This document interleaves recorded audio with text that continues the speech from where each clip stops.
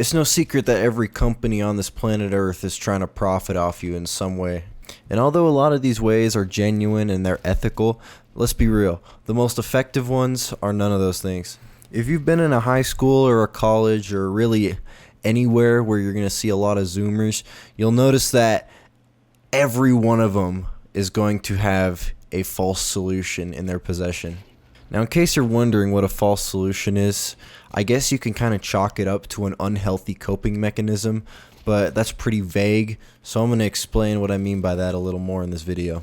A lot of corporations have dumped a lot of money into turning Gen Z's very plastic minds into brainwashed machines that are led to believe that weed and nicotine and porn and these unhealthy vices are in some way normal or good for you. And when you take a step back and you really look at the media you're consuming, you'll realize how critical and how sinister all this is. And I'm not gonna lie, it's a lot harder to notice all this when you're a victim to it yourself. Now, I know the dead horse has been beaten multiple times about all these subjects individually, but I guess the point of this video is just to dig into it and realize why Gen Z has so many vices and why we're being preyed on so much from these corporations. I know Gen Z is kind of reaching unk status now. Like, I'm at the big old age of 19, you know. I might as well just throw me in my casket.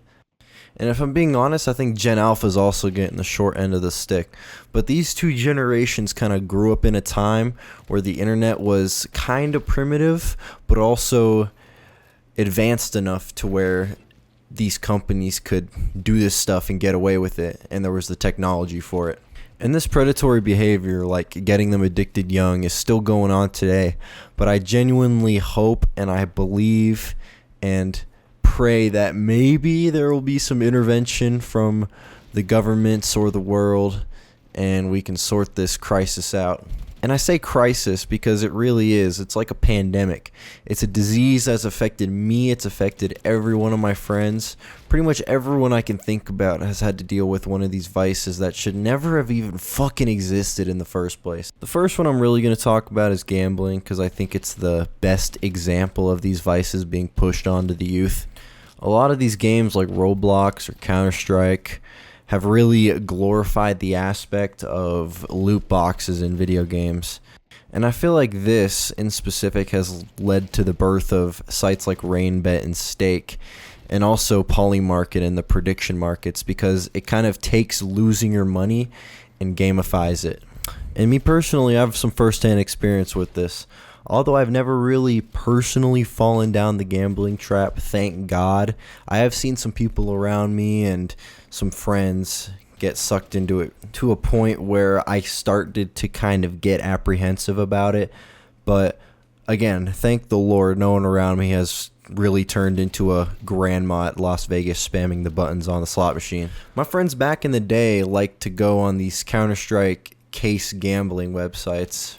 Back then, when there wasn't really very strict age regulations. I mean, correct me if I'm wrong, but I still don't really think there is, considering they're operating in kind of a gray market area. But anyways, he would go on these sites and he would do his thing. And I've always kind of wondered, like, isn't gambling supposed to be for adults? Because, like, I'm still thinking like this because I'm like a fucking 8th grader, you know? Why would I have any reason to think otherwise, you know? And this is kind of the reason why I think prediction markets kind of is a branch from these gambling sites and the in-game gambling.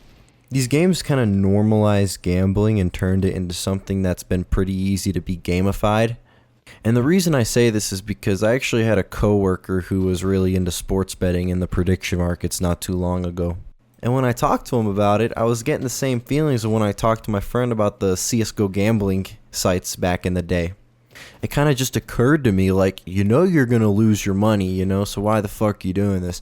I didn't actually say that, but, you know, it's kind of what I was thinking. And despite gambling, where it was kind of all just about preying on you and taking your money at any costs, the second thing I want to talk about is vapes, because it shows a different scenario where it actually started as a device that meant good.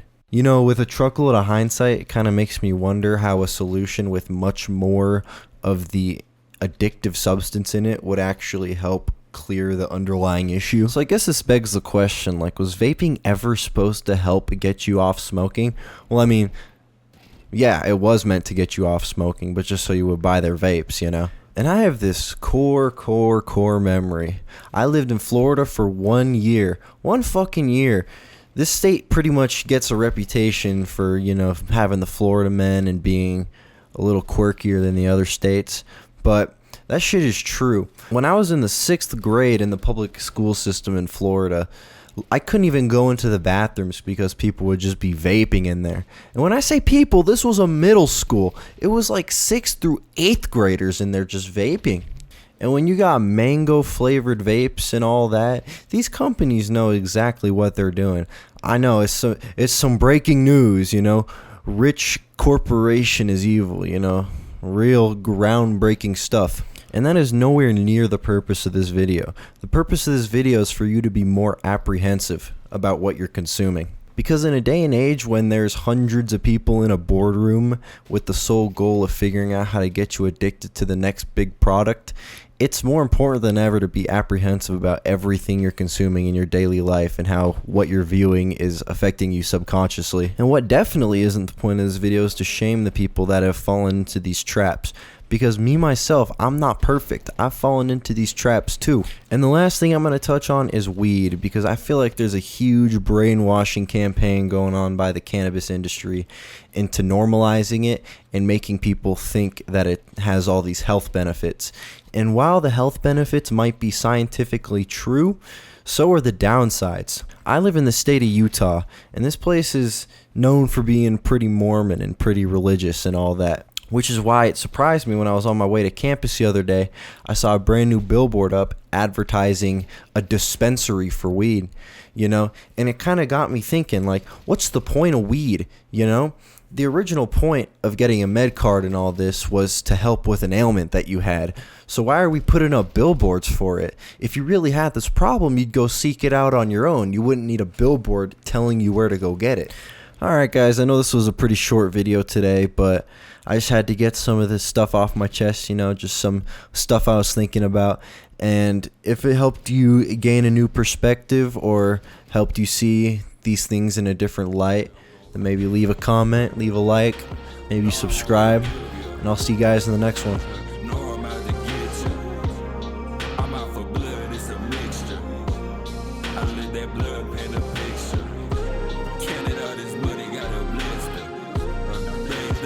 So I forget them. I seen a lot of shit I can't forget them. I did a lot of shit I can't forget them. It's not as bad as you think. Yellow read the bomb and got some meat on me.